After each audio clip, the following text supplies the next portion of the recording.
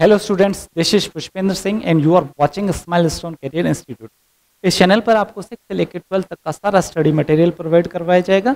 ना सिर्फ study material provide करवाया जाएगा बल्कि आपको उसकी एक्सरसाइज सॉल्व भी करवाई जाएगी, रिवीजन वर्क भी करवाएगा। आपको बोर्ड एग्जाम्स के लिए पूरी तरीके से प्रिपेयर किया जाएगा। आज हम क्लास 12 फ्लेमिंगो बुक का फर्स्ट लेसन जिसका नाम है द लास्ट लेसन लेके आए हैं। आज हम इसकी लाइन टू लाइन एक्सप्लेनेशन को करेंगे। I hope you all are ready. सबसे पहले लेसन स्टार्ट करने से पहले हम ऑथर के बारे में थोड़ा सा जान लेते हैं। ऑथर कौन है? अल्फॉन्स जॉडेट। ऑथर का नाम क्या है? अल्फॉन्स जॉडेट। इस लेसन को लिखा है अल्फॉन्स जॉडेट ने। अल्फॉन्स जॉडेट कौन थे? एक novelist and short story writer थे।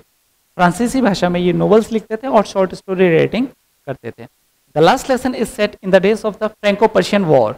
ये लास्ट लेसन जो है ये एक पृष्ठभूमि पर लिखा गया है, Franco Persian war.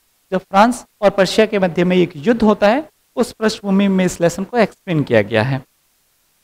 In which France was defeated by Persia. इस युद्ध के अंदर फ्रांस को डिफीट किया जाता है। किसके द्वारा? पर्शिया के द्वारा। मतलब पर्शिया फ्रांस को हरा देता है, लेड बाय बिस्मार्क, जिसको कि लीड कर रहे होते हैं Bismarck. Persia then consisted of what now are the nations of Germany, Poland and parts of Australia. उस समय का पर्शिया के अंदर जर्मनी, पोलैंड और ऑस्ट्रिया का कुछ पार्ट आता था। In this story the French districts of Alsace and Lorraine have passed into Persian hand. इस स्टोरी में हम पढ़ेंगे कि फ्रांस के 2 डिस्ट्रिक्ट अल्सास एंड लोरेन, इन 2 डिस्ट्रिक्ट के ऊपर पर्शिया का अधिकार हो जाता है। इस लेसन इस मैप में देखिए, यहाँ फ्रांस है, यहाँ जर्मनी है। जर्मनी फ्रांस के ऊपर अटैक करता है और अल्सास एंड लोरेन ये जो 2 डिस्ट्रिक्ट है इसके ऊपर अपना अधिकार कर लेता है। तो ये अल्सास एंड लोरेन सब किसका पार्ट हो गए? जर्मनी का पार्ट हो गए। Read the story to find out what effects this had on life at school. इस स्टोरी में हमें यह पढ़ने को मिलेगा कि ये जो फ्रांस का और पर्शिया के मध्य ये युद्ध हुआ, इसमें पर्शिया जीत गया, जर्मनी जीत गया। उस जर्मनी की जीत का फ्रांस के इन 2 डिस्ट्रिक्ट के ऊपर स्कूल्स पर क्या प्रभाव पड़ता है। अब हमारा लेसन स्टार्ट होता है। I started for school very late that morning and was in great need of schooling, specially because M Hamel had said that he would question us on participles. I का यहाँ नाम explain नहीं किया गया है, अभी लेसन स्टार्ट हुआ है। I started for school very late. उस दिन मैं बहुत लेट स्कूल स्टार्ट होता हूँ that morning and was in great dread of schooling. Great dread of का मतलब होता है फियर ऑफ, बहुत ज्यादा डरा हुआ होना। And was in great dread of scolding, और मुझे बहुत ज्यादा डर होता है किसका? स्कोल्डिंग का, डांट खाने का। Specially because M Hamel had said that he would question us on participles. किस चीज का डर होता है? क्योंकि एम हेमल ने पूछा होता है कि आज मैं आपको पार्टिसिपल्स के ऊपर क्वेश्चंस पूछूंगा। और जब स्टूडेंट स्टडी करके नहीं जाता है, ढंग से पढ़ के नहीं जाता है, तो उस समय उसे डर होता है कि कहीं उसे डांट पड़ जाएगी। And I did not know the first word about them. और हमारा जो हीरो है उसको तो फर्स्ट वर्ड भी नहीं आता था। फर्स्ट वर्ड का मतलब होता है उसको पार्टिसिपल्स के बारे में कोई जानकारी नहीं थी, उसे कुछ भी नहीं आता था। उसको इवन पार्टिसिपल्स का फर्स्ट वर्ड भी नहीं आता, मतलब उस पार्टिसिपल्स के बारे में कुछ भी पता नहीं था। For a moment I thought of running away and spending the day out of doors. एक क्षण के लिए, for a moment, I thought, उसके मन में एक विचार आया, क्या? Running away and spending the day out of doors. एक बार के लिए उसके मन में विचार आया कि मैं कहीं भाग जाऊं। कहीं भाग जाऊं मतलब घर से रवाना हो गया, अब उसका मन हो रहा है कि मैं स्कूल ना जाऊं और घर से बाहर पूरा दिन स्पेंड कर दूं। It was so warm so bright, बहुत दिन गर्म है। सो ब्राइट, सूर्य की अच्छी पर्याप्त रोशनी है। The birds were chirping at the edge of the woods, पर्याप्त रोशनी है, दिन में काफी धूप वगैरह निकली हुई है। चिड़िया जो है वो वुड्स, जंगल के एज पर, जंगल के एक छोर पर चिड़ियाओं के चहचहाने की आवाज आ रही है। And in the open field back of the saw mill, और सॉ मिल जो एक आरा मशीन है उसके पीछे की साइड में जो ओपन फील्ड है, एक खुला मैदान है, the Persian soldiers were drilling, वहां क्या हो रहा है, पर्शिया के जो सोल्जर्स हैं वो ड्रिल कर रहे हैं, एक्सरसाइज कर रहे हैं. It was all much more tempting than the rule of participles. Tempting का मतलब होता है अट्रैक्टिव. जो भी चीज हमें ललचाती है उसके लिए हम वर्ड यूज किया जाता है टेम्पटिंग. ठीक है, तो Persian soldiers for drilling, it was all much more tempting. ये सारी चीजें बहुत मनमोहक थी, बहुत अट्रैक्टिव थी, then the rules of participles. Participles के बोरिंग रूल्स के कंपैरिजन में ये सारी चीजें उसको काफी अट्रैक्टिव लग रही थी. But I had the strength to resist. Resist का मतलब होता है अपोज करना. अपोज मतलब विरोध करना. अब मन में एक थॉट तो आ गया कि मैं यहां से बाहर चला जाऊं, बाहर कहीं पूरा दिन स्पेंड कर लूं, जो सोल्जर्स की ड्रिल्स चल रही है उनको देखूं, वार्म दिन है, अच्छी धूप निकली हुई है, कहीं घूमने के लिए जाऊं. ठीक है, but I had the strength to resist. लेकिन मेरे अंदर वो हिम्मत थी कि मैं अपनी भावनाओं का विरोध कर सकूं. मतलब उन भावनाओं को उसने रोक लिया. And hurried off to school, और स्कूल के लिए जल्दी से रवाना हो गया, जल्दी जल्दी स्कूल की तरफ रवाना हो गया. When I passed the town hall, there was a crowd in front of the bulletin board. When I passed the town hall, जब वो टाउन हॉल में से गुजरा, there was a crowd in front of the bulletin board. तो bulletin board, notice board के आगे काफी crowd इकट्ठा थी, काफी भीड़ इकट्ठा थी. For the last 2 years, all our bad news had come from there. पिछले 2 सालों से जितनी भी बुरी न्यूज थी वो सारी हमें कहां पे अवेलेबल होती थी, उसी नोटिस बोर्ड पर अवेलेबल होती थी. द लॉस्ट बैटल्स, हारे हुए युद्ध की न्यूज. आजकल तो सोशल मीडिया का दौर है, हम फोन पे बहुत ही ज्यादा अपडेट रहते हैं, लेकिन ऐसा टाइम पीरियड जब सोशल मीडिया इतना एक्टिव नहीं था, न्यूज़पेपर इतना एक्टिव नहीं था, तो उस समय लोगों को न्यूज वगैरह जो भी होती थी वो बुलेटिन बोर्ड पर अवेलेबल करवा दी जाती थी. तो द लॉस्ट बैटल्स, हारे हुए युद्ध की news, the draft official letters जो होते थे, the orders of the commanding officers के जो लेटर्स होते थे. And I thought to myself without stopping, what can be the matter now. इतनी सारी बैड न्यूज जिस नोटिस बोर्ड पे लगती थी, अब वापस उस नोटिस बोर्ड के आगे भीड़ लगी हुई है, तो उसके मन में एक थॉट आया, एक विचार आया, क्या, what can be the matter now. अब क्या हो गया, समझ में आया. अब उसके मन में विचार आया कि अब क्या हो गया जिसकी बैड न्यूज वहां पे लगी हुई है. Then as I hurried by as fast as I could go, फिर मैं इतना जल्दी, जितना जल्दी जा सकता था उतना जल्दी रवाना हो गया. The blacksmith Wachter who was there with his apprentice. इसकी स्पेलिंग देखना, WACHTER, इसमें CH साइलेंट है, आपको सिर्फ यही पढ़ना है. वाटर, CH जो है वो साइलेंट है. ठीक है, इसको आप काट के पढ़ोगे तो आपको वाटर आएगा. तो द ब्लैक स्मिथ मतलब लोहार, लोहे का काम करने वाला. The blacksmith Wachter who was there with his apprentice. एक ब्लैक स्मिथ, एक लोहार जिसका नाम था वाटर, वो अपने अप्रेंटिस के साथ में, अपने हेल्पर के साथ में वहां नोटिस बोर्ड के आगे खड़ा था. रीडिंग द बुलेटिन, उस बुलेटिन बोर्ड को पढ़ रहा था. Called after me, call after मतलब पुकारना. कॉल्ड आफ्टर ग्लॉसरी में इसके वर्ड मीनिंग्स लिखे हुए नहीं है कुछ, वो आप साथ साथ में नोट डाउन करते रहना. कॉल्ड आफ्टर मी, मुझे पुकारा. Don't go so fast bub, you will get to your school in plenty of time. लड़के, बब का मतलब होता है लड़का. डोंट गो फास्ट, लड़के इतना तेज क्यों भाग रहे हो. You will get to your school in plenty of time, अभी तो स्कूल जाने के लिए बहुत समय है. I thought he was making fun of me, मुझे लगा कि शायद वो मेरा मजाक उड़ा रहा है. आप सोच के देखो, अगर आपकी स्कूल का टाइम 8 बजे का है, अगर आप कहीं 8:15 या 8:30 बजे अगर आपको कोई बोलता है कि इतना तेज क्यों जा रहे हो, स्कूल जाने का बहुत टाइम है, इसका मतलब कहीं ना कहीं वो उसको ताना मार रहा है, कहीं ना कहीं मजाक उड़ा रहा है.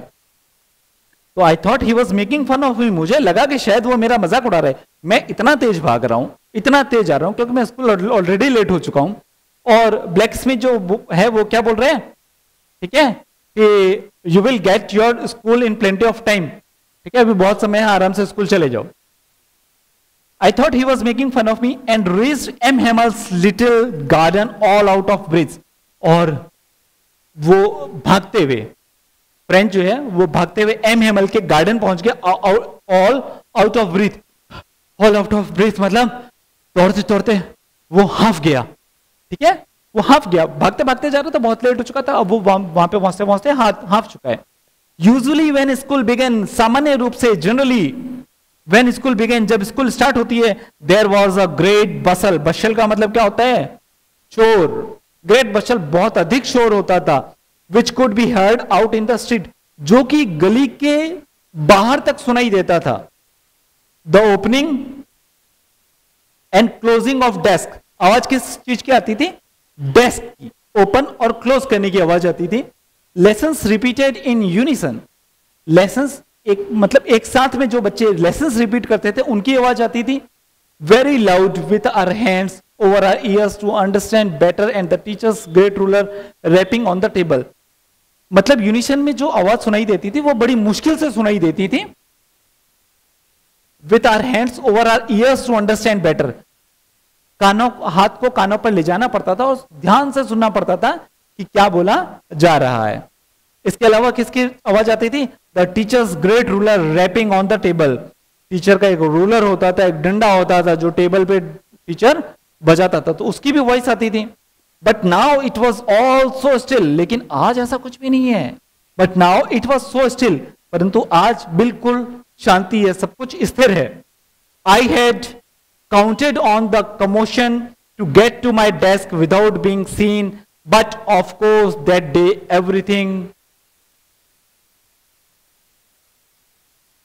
had to be as quiet as Sunday morning. देखिए यहां से वापस देखना, I had counted on the commotion to get to my desk. Counted on का मीनिंग क्या होता है? Counted on देखिए, dependent on का मतलब होता है निर्भर होना, यहां पे है कॉन्फिडेंट होना। I had counted on मतलब वो बहुत कॉन्फिडेंट था। The commotion का मतलब क्या होता है? अफरा तफरी, शोरगुल, ठीक है। तो आई had counted on the commotion, वह मैं उस अफरा तफरी पर मेरे को पूरा भरोसा था कि मतलब इतना जब शोर हो रहा होगा, to get to my desk without being seen, तो मैं अपने डेस्क पर सीधा सीधा चला जाऊंगा और किसी को पता भी नहीं चलेगा। Of course that day everything had to be as quiet as Sunday morning, लेकिन ऐसा कुछ नहीं हुआ। उस दिन सब कुछ इतना शांत है जितना कि संडे मॉर्निंग को होता है। जिस दिन छुट्टी होती है उस दिन इतनी शांत होती है, आज स्कूल उतनी ही शांत है। Through the window I saw my classmates already in their places, खिड़की से मैंने देखा कि मेरे जो क्लासमेट्स हैं वो ऑलरेडी स्कूल में पहुंच चुके हैं, क्लास पे पहुंच चुके हैं। Already in their places and M Hamel walking up and down with his terrible iron ruler under his arm, इसके साथ साथ में उसके क्लासमेट्स हैं वो अपनी अपनी प्लेसेस पे बैठ चुके हैं और मिस्टर एम हेमल है वो अपने रूलर को अपनी आर्म के नीचे रख के अप एंड डाउन मूवमेंट कर रहे हैं। अप एंड डाउन मतलब उस क्लासरूम के अंदर आगे पीछे मूवमेंट कर रहे हैं। I had to open the door and go in before everybody, I had to open the door, ये फ्रेज जो है वो ध्यान से देखिएगा।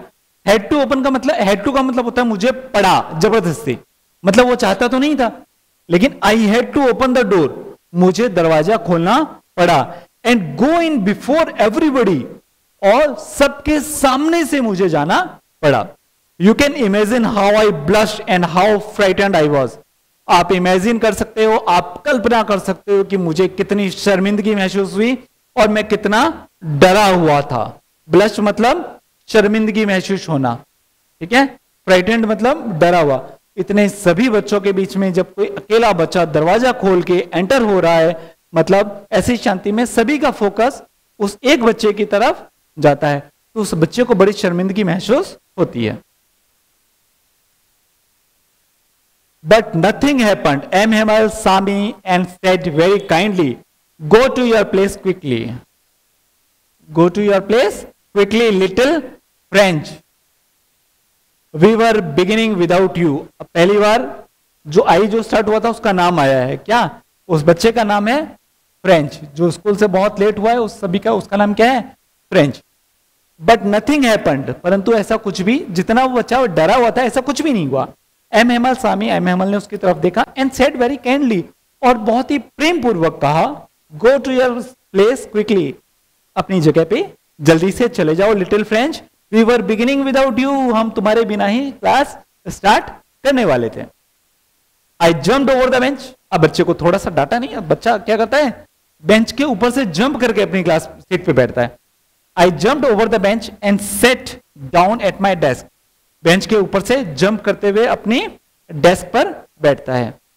Not till then when I had got a little over my fright did I see that our teacher had on his beautiful green coat, जब उसमें हिम्मत हो गई, जब उसको मतलब वो जो जितना डरा हुआ था, जब उसके ये डर का थॉट निकल गया, तो उसने नोटिस किया कि उसके टीचर ने ब्यूटीफुल ग्रीन कोट पहन रखा है, हिज फ्रिल्ड शर्ट, झालरदार शर्ट पहन रखी है, and the little black silk cap, उसके अलावा उसने एक छोटी सी ब्लैक कलर की एक सिल्क कैप भी पहन रखी है, ऑल एम्ब्रॉयडरीड, सभी के ऊपर कसीदाकारी की हुई है।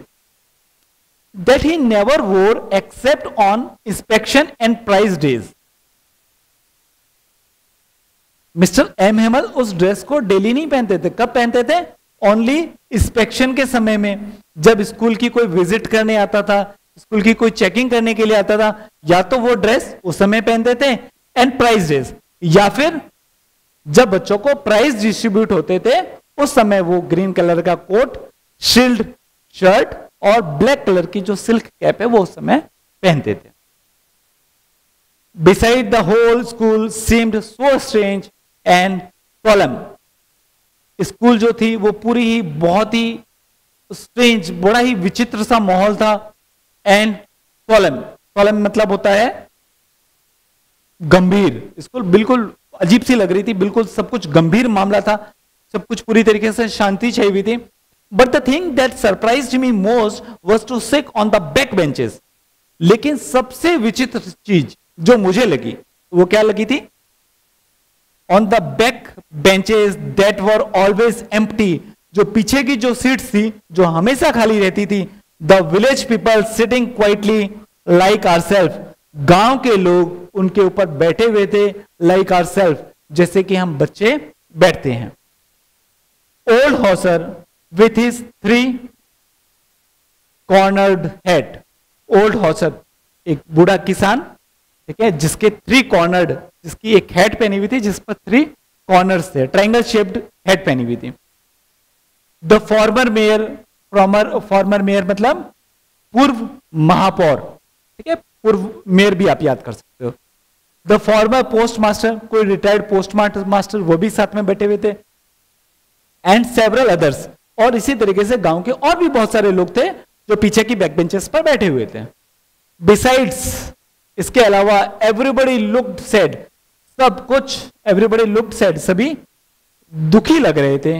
And Hauser had bought an old primer, और हॉशर ने क्या निकाला, एक ओल्ड प्राइमर निकाली। ओल्ड प्राइमर, प्राइमर का मतलब होता है प्राइमरी क्लास की बुक्स को बोलते हैं प्राइमर। तो हॉशर ने एक पुरानी जो प्राइमरी क्लास की बुक थी वो निकाली। Thumbed at the edge, thumbed at the edge मतलब चूंकि वो प्राइमरी क्लास की जो बुक थी वो एज से डैमेज हो गई थी, उसके किनारे जो थे वो बार बार अंगूठे लगने के कारण डैमेज हो चुके थे।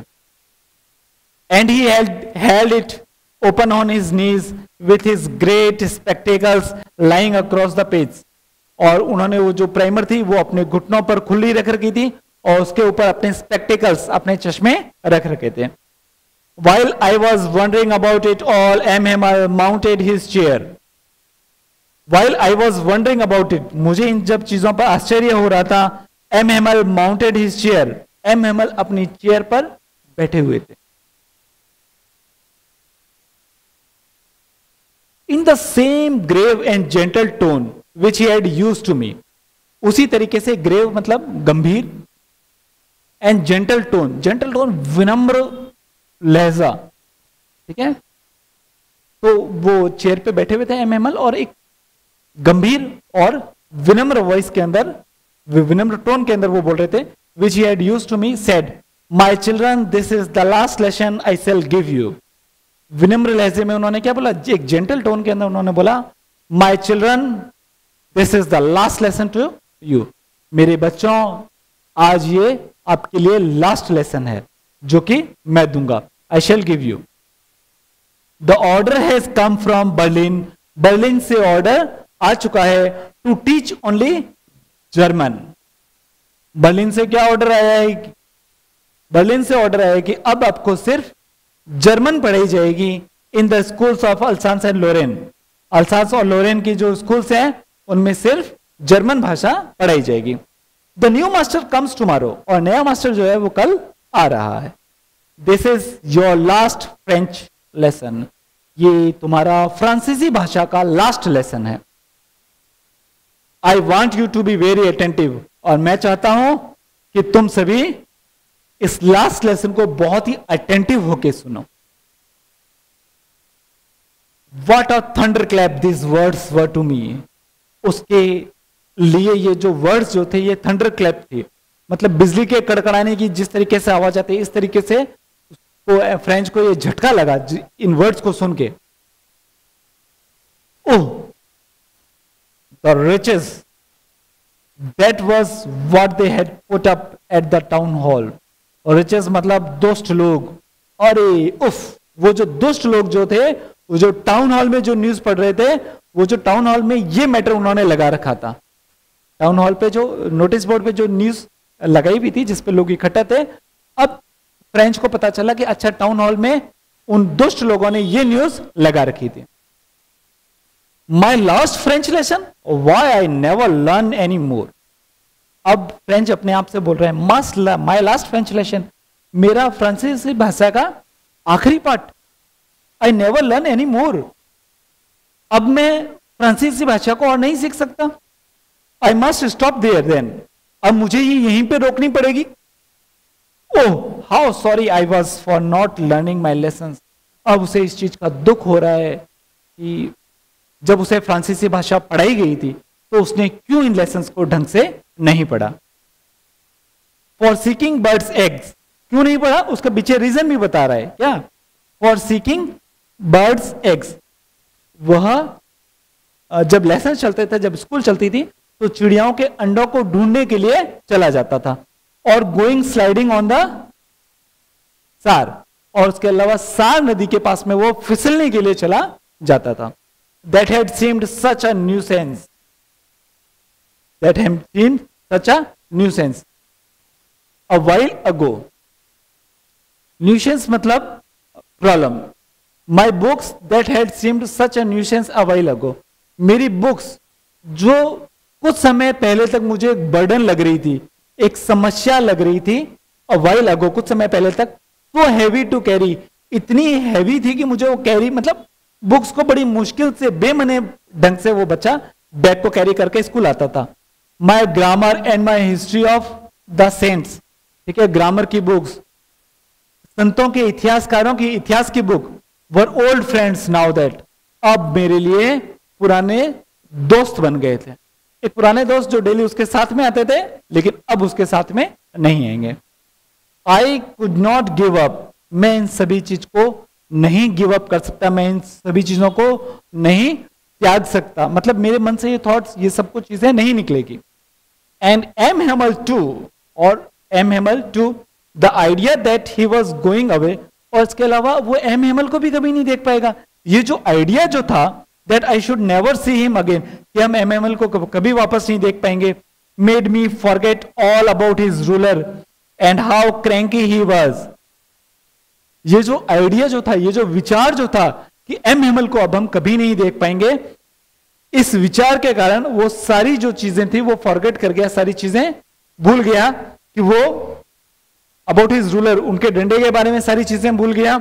And how cranky he was, cranky का मतलब होता है शॉर्ट टेम्पर्ड, मतलब जिनको बहुत जल्दी गुस्सा आ जाता है, जो थोड़े से ऐसे होते हैं, ठीक है। तो बच्चा सामान्य रूप से ये सारी चीजें लर्न करता है, बच्चा सारी चीजें नोटिस करता है, ध्यान रखता है, लेकिन क्योंकि आज एम एम एल का लास्ट लेसन है तो वो सारी चीजें भूल गया है कि उनके रूलर की मार, उनके डंडे, उनके क्रैंकीनेस, इन सभी को फ्रेंच भूल चुका है। Poor man, it was in honor of the last lesson that he had put on his fine Sunday clothes. बेचारा आदमी, ये उसका लास्ट लेसन है, इसका लास्ट लेसन है। That he put on his fine Sunday cloth, इसने ये इसलिए इसने अपने ये संडे क्लॉथ मतलब अच्छे कपड़े पहन रखे हैं, स्पेशल कपड़े को संडे क्लॉथ बोलेंगे। And now I understood why the old man of the village were sitting there in the back of the room, और अब उसको समझ में आया कि जो बैक बेंचेस पे जो विलेजर्स बैठे हुए हैं वो यहां पे क्यों बैठे हुए हैं। It was because they were sorry to that they had not gone to school more, वो यहां पे इसलिए बैठे हुए हैं क्योंकि वो सॉरी फील कर रहे हैं कि वो क्यों नहीं उस समय में स्कूल गए। It was their way of thanking our master for his 40 years of faithful service, ये एक माध्यम था कि आज जो उनका टीचर जो 40 years 40 साल की फेथफुल सर्विस करके जा रहा है उसको वो थैंक्स देने के लिए भी आए हुए थे। And of showing their respect for the country that was their no more, इसके अलावा वो अपने देश को रिस्पेक्ट देने के लिए भी आए थे जो अब उनका नहीं रहा। जो उनका नहीं रहा मतलब फ्रांस और अल्सांस अभी तक फ्रांस के पार्ट थे, अब उनके ऊपर जर्मनी का अधिकार हो गया है, तो अपने देश के सम्मान के लिए भी आए हुए थे जो देश अब उनका नहीं रहा, अब वो जो पार्ट है वो जर्मनी का हो चुका है। While I was thinking of all this, I heard my name called. जब मैं ये सारी चीजें सोच रहा था, while I was thinking of all this, जब मैं इन सभी चीजों के बारे में सोच रहा था, I heard my name called, तो मैंने सुना कि मेरा नाम पुकारा गया है। It was my turn to recite. अब मेरी बारी थी रिसाइट करने की, बोलने की, सुनाने की। What would I not have given to be able to say that dreadful rule of the participle all through very loud and clear and without one mistake. अब फ्रेंच क्या चाहता था, वो फ्रेंच चाहता था कि वो सारे ड्रेडफुल ये जो भयानक रूल्स हैं इनको एक ही सांस में सारे के सारे रूल्स को सुना दे, एंड विदाउट वन मिस्टेक, बिना कोई गलती किए सारे के सारे रूल्स को सुना दे। But I got mixed up on the first word, लेकिन जैसे ही उसने बोलने की स्टार्ट किया वो सब कुछ मिक्सअप हो गया। मिक्सअप मतलब इतना कंफ्यूज हो गया कि वो कोई भी चीज जो उसने प्लान कर रखा था वो वैसा वहां पे प्रेजेंट नहीं कर पाया। And stood there holding on my desk, और फिर वो खड़ा रह गया। कैसे खड़ा रह गया? उसने बेंच को, डेस्क को पकड़ लिया। My heart beating and not daring to look up, जैसा सभी बच्चों के साथ में होता है, जब कुछ नहीं आता है और खड़ा कर दिया जाता है तो हार्ट बीट तेज हो जाती है, दिल का धड़कना बहुत तेज हो जाता है। और not daring to look up, और मिस्टर एम हेमल सामने से क्वेश्चन पूछ रहे हैं तो हिम्मत भी नहीं हो रही है कि ऊपर की तरफ देखा जाए। आई हर्ड एम हेमल से to me I want to school you. M Hamel आज बड़े पोलाइट है, लास्ट लेसन है ना इसलिए। आई हर्ड, मैंने सुना, एम हेमल से टू मी, एम हेमल ने मुझसे कहा, I want to school you, मैं तुम्हें नहीं डांटूंगा। Little French, you must feel bad enough, तुम्हें पर्याप्त मात्रा में बुरा लग रहा है। See how it is. Every day we have said to ourselves. See how it is. देखो क्या हो गया? Every day we have said to ourselves. प्रत्येक दिन हम अपने आप से बोलते हैं, वाह, I have plenty of time. मेरे पास पर्याप्त समय है। I will learn it tomorrow. मैं कल लर्न कर लूंगा। ठीक है, प्रत्येक दिन बच्चा यही बोलता है कि जैसे ही उसको होमवर्क मिलता है तो उसको क्लास में जाके, घर जाके वो उस होमवर्क को तो कंप्लीट कर लेता है, लेकिन उसको लर्न नहीं करता। क्यों? क्योंकि उसके पास में एक बहाना होता है कि जब एग्जाम होंगे तब लर्न कर लूंगा। ठीक है, ऐसे करते करते कैसी कंडीशन आ जाती है। अल्सांस एंड लॉरेंस के लोगों से पूछो जिनका कल मतलब वो लैंग्वेज ही नहीं पढ़ाई जाएगी, सब कुछ चेंज हो गया है। ठीक है, तो कभी भी चीजों को कल पर नहीं टालना चाहिए। जितना भी पॉसिबल हो आज का काम आज ही कर लो। आज ही इस लेसन को बुक्स पे वापस रीड करना, वापस समझने की कोशिश करना। जो जो चीजें समझ में नहीं आ रही है कमेंट में डालना कि सर हमें ये चीज समझ में नहीं आई। I will try to solve your problems as soon as possible. जितना पॉसिबल होगा हम आप जल्दी से जल्दी आपकी प्रॉब्लम्स को सॉल्व करने की कोशिश करेंगे। And now you see where we have come out. हम प्रत्येक चीजों को कल पे डालते रहते हैं ना, और नाउ यू सी, अब देखो तुम, where we have come out, और हम कहां पहुंच चुके हैं। That's the great trouble with Alsace. और एम हेमल सिर्फ उसको नहीं डांट रहे हैं, वो ये बोल रहे हैं कि ये सारे अल्सास के लोगों के साथ में प्रॉब्लम्स है। अल्सास के लोग जो हैं वो पर डे अपने काम को नहीं कर रहे हैं, उनको कल पर टाल रहे हैं। She puts off learning till tomorrow, वो चीजों को कल पर टाल रहे हैं।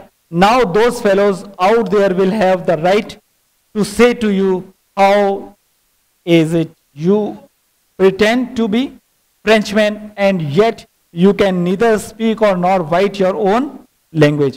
अब तुमने उन लोगों को बोलने का एक बहाना दे दिया है, अब बाकी के जो अदर्स लोग हैं वो आपसे क्या बोलेंगे कि तुम कैसे अपने आप को फ्रेंचमैन बोलते हो, कैसे अपने आप को फ्रांसीसी बोलते हो। And yet you can neither speak nor right your own language, जब तुम अपनी खुद की भाषा ना तो बोल सकते हो ना लिख सकते हो, तो फिर तुम अपने आप को फ्रेंचमैन कैसे बोल सकते हो। But you are not the worst, but you are not the worst का मतलब ये चीज बड़ी अच्छी आई क्या, लेकिन तुम वर्स्ट नहीं हो। वर्स्ट मतलब सबसे खराब नहीं हो, मतलब और भी ऐसे बहुत सारे स्टूडेंट्स हैं, ऐसे बहुत सारे लोग हैं जो ढंग से पढ़ाई स्टडी नहीं करते हैं। Poor little French, we have all a great deal to reapproach ourselves with। Poor little French, बेचारा लिटिल फ्रेंच जो है, we have all a great deal to reproach. Reproach मतलब ब्लेम करना, ठीक है। We have all a great deal to reproach ourselves with, हम सभी को अपने आप को ब्लेम करने के लिए बहुत सारे रीजंस है, बहुत सारे बहाने है। Your parents were not anxious enough to have you learn, तुम्हारे जो पेरेंट्स हैं वो इतने ऑन्शियस, इतने ज्यादा चिंतित नहीं थे किस चीज के लिए, टू हैव यू लर्न, कि तुम्हारी लर्निंग पावर, तुम्हारी स्टडी अच्छी तरीके से चले, इसके लिए तुम्हारे पेरेंट्स भी कोई बहुत ज्यादा चिंतित नहीं थे। They prefer to put you to work on a farm और एट द मिल्स, वो प्रेफर करते थे कि तुम फार्म पर जाओ, खेत पे जाओ और मिल्स पर जाओ काम करने के लिए, तो as to have a little more money, ताकि उनके घर में लिटिल मोर मनी, कुछ और अधिक मात्रा में पैसे आ सके। मतलब तुम्हारे पेरेंट्स ने भी तुम्हारी स्टडी को सीरियसली नहीं लिया। एंड आई, और मैं, I have been to blame also, मैं अपने आप को भी ब्लेम डालता हूं। एम हेमल बोलते हैं कि अगर तुम्हारी स्टडी अगर ढंग से नहीं हुई है तो कहीं ना कहीं तुम्हारे पेरेंट्स रिस्पॉन्सिबल है, तुम्हारे पेरेंट्स के साथ में मैं भी रिस्पॉन्सिबल हूं। Have I not often sent you to water my flowers, क्या मैंने तुम्हें कभी अपने पेड़ पौधों को पानी पिलाने के लिए नहीं भेजा।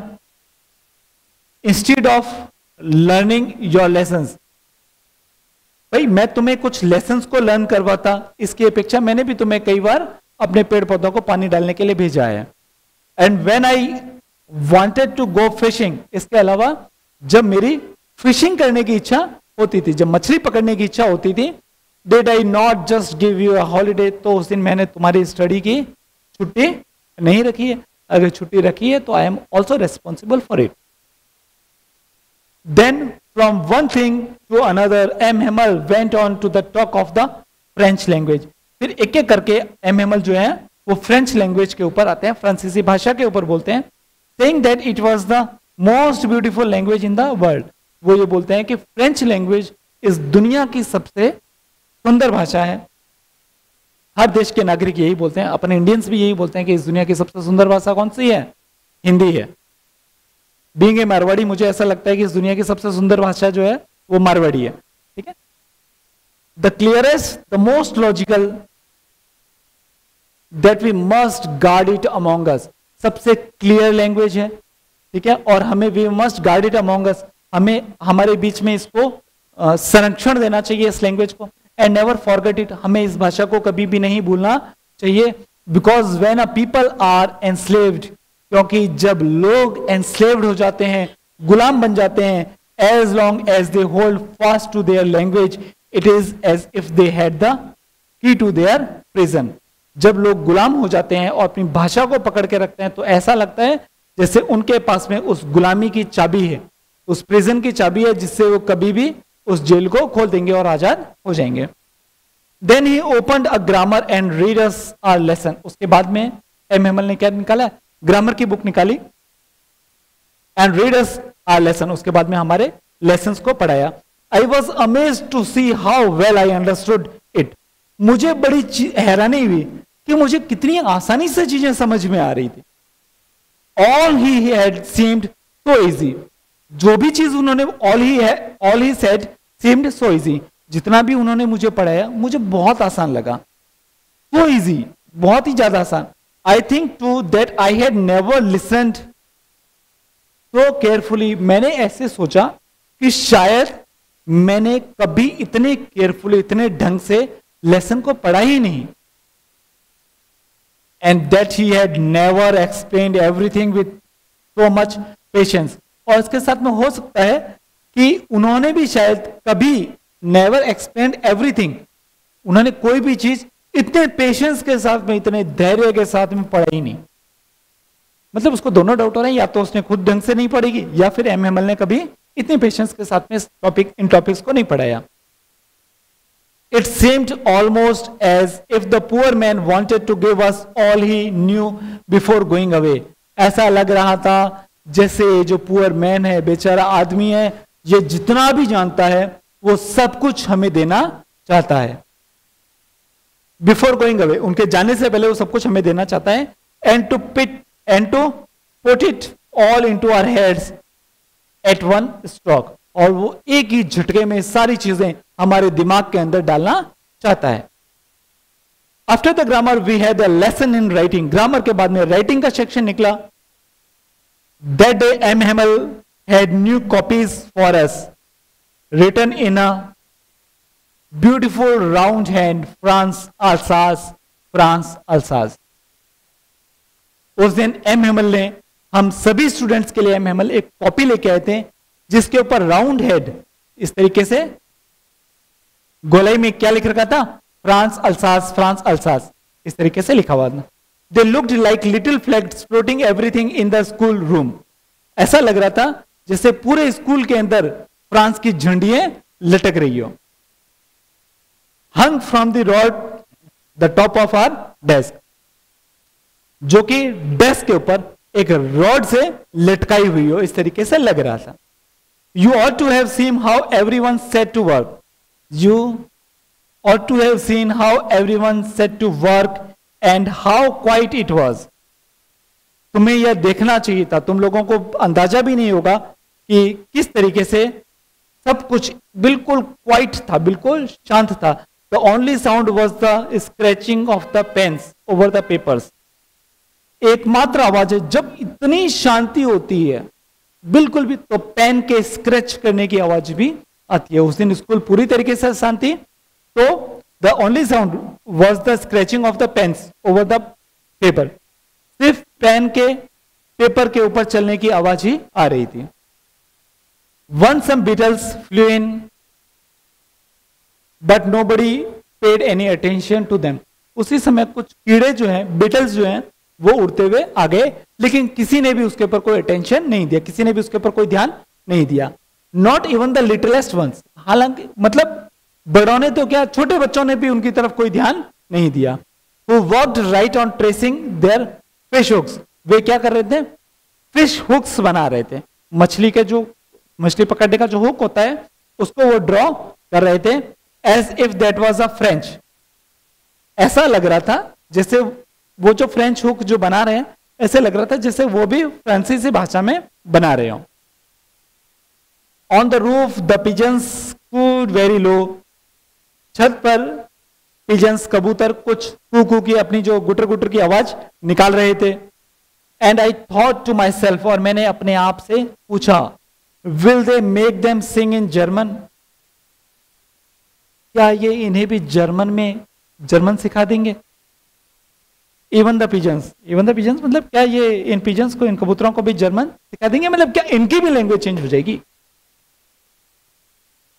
Whenever I looked up from my writing, I saw M. Hamel sitting motionless in his chair and gazing first at one thing, then at another, as if he wanted to fix in his mind just how everything looked in that little school room.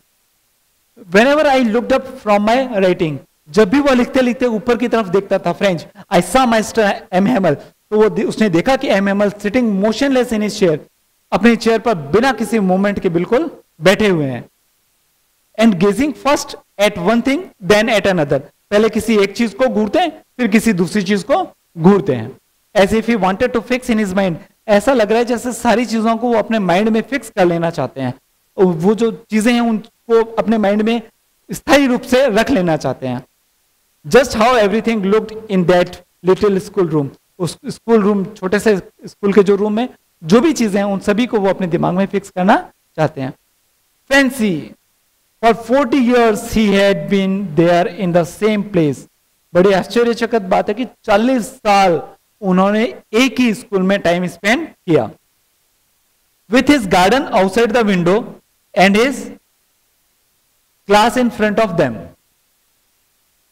उनके घर के just बाहर में garden था और उसके just सामने क्या थी, उनकी क्लास थी। Just like that only the desk and benches had been warm smooth, कुछ भी कोई विशेष नहीं बदला था, सिर्फ जो डेस्क थी वो वार्म स्मूथ हो गई थी। डेस्क पर बार बार हाथ लगने के कारण जो डेस्क थी वो स्मूथ हो गई थी। The walnut tree in the garden were taller, garden में जो अखरोट का पेड़ था, वॉलनट ट्री मतलब अखरोट का पेड़, गार्डन में जो अखरोट के पेड़ थे वो बड़े हो गए थे। And the hop vine that he had planted, and the hop vine, और होप वाइन एक बेल है, ठीक है। And the hop vine that he had planted, और एक बेल जिनको उन्होंने खुद नहीं लगाया था, himself twined about the windows to the roof, windows खिड़कियों से गुंजती हुई वो जो होप वाइन है वो रूफ तक, छत तक चली गई। How it must have broken his heart to leave it all, इन सभी चीजों को छोड़ते हुए उनका दिल जो है वो कितना ब्रोकन हार्ट हो गया था, उनका दिल कितना दुखी हो चुका था। पुअर मैन, बेचारा आदमी, to hear his sister moving about in the room, वो मतलब उसके सिस्टर के रूम के अंदर एंटर करने की जो पैरों की मूवमेंट है वो उसको सुनाई दे रही है। अबाउट पैकिंग देयर ट्रंक्स, जो कि उसके बक्सों को पैक कर रही है, उसका जो सामान है वो पैक किया जाए। और they must leave the country next day, क्यों पैक किया जा रहा है, क्योंकि शायद वो नेक्स्ट डे, कल अपनी जगह को लीव कर जाएं, छोड़ दें। But he had the courage to hear every lesson to the very last, लेकिन मिस्टर एम हेमल में इतनी करेज है, इतना साहस है कि वो लास्ट लेसन को भी लास्ट तक सुन सकते हैं। After the writing he had a lesson in history, writing section करने के बाद में, पहले ग्रामर का हुआ था फिर राइटिंग सेक्शन हुआ, राइटिंग सेक्शन करने के बाद में अब आ जाए हिस्ट्री का लेसन, अब हिस्ट्री पढ़ाएंगे sir. And then the babies chanted their ba be bi bo bu, और तभी जो पीछे बच्चे जो बैठे थे उन्होंने जो फ्रेंच लैंग्वेज है उसके अंदर, जैसे हिंदी में आ ई करते हैं, इंग्लिश में ए बी सी डी, इस तरीके से बच्चे रिसाइट करते हैं, उसी तरीके से फ्रांसीसी भाषा में बा बी बी बो बू इस तरीके की साउंड निकालनी स्टार्ट कर दी छोटे बच्चों ने। Down there at the back of the room old Hauser had put on his spectacles and holding his printed and holding his primer in both hands, पीछे की साइड में ओल्ड हॉसर ने अपना जो स्पेक्टिकल्स थे, चश्मा लगा लिया, और जो उनके पास जो ओल्ड प्राइमर थी उसको दोनों हाथों से पकड़ लिया। Spelled the letters with them, you could see that he too was crying, वो भी उन बच्चों के साथ में, उनके ओल्ड हॉसर के साथ में क्या, कौन सी बुक थी, ओल्ड प्राइमर थी। प्राइमर का मतलब क्या होता है, जिसमें प्राइमरी क्लास के पढ़ते हैं, मतलब एबीसीडी अल्फाबेट्स वगैरह लिखे हुए होते हैं, तो यहां पर भी यही है, बॉबी बी बू जो थे, ओल्ड हॉसर भी इन्हीं वर्ड्स को पढ़ रहा था। You could see that he too was crying, आप देख सकते थे कि वह भी रो रहे थे, दुखी थे। हिज वॉइस ट्रेम्बल्ड, उनकी आवाज जो थी वो कांप रही थी। विथ इमोशंस, किसके कारण कांप रही थी, इमोशंस के कारण, भावनात्मक रूप से वो इतने कमजोर हो गए थे कि उनकी आवाज कांप रही थी।